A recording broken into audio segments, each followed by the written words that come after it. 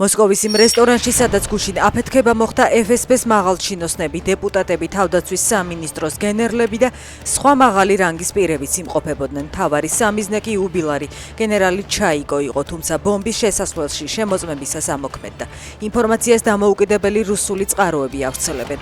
ერთ-ერთმა ბლოგერმა რესტორნის შიდა სივრციდან ვიდეო გამოაქვეყნა, რომელშიც კედელზე განთავსებული ბანერი ჩანს წარწერით ალექსანდრ 45 წელი.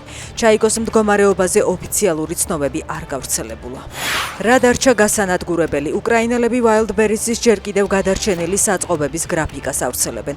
ფოტოზე, სადაც კომპანიის უმსხვილესი საწყობები ფართობის მიხედვითაა დალაგებული, ცეცხლის ალით მონიშნულია ის ობიექტები, რომლებიც უკვე განადგურდა ან დაზიანდა. სულ 11, მათ შორისაა სანქტ-პეტერბურგის კრასნოდარისა და პენზას უმსხვილესი ფილიალები. დარჩენილი 14 საწყობი პოტენციურ სამიზნედ განიხილება.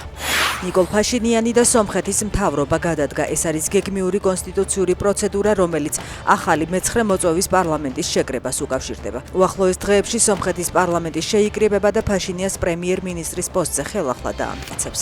44 წლის შემდეგ პირველად უნგრეთი ატომურ ელექტროსადგურ პაკში სხურავს.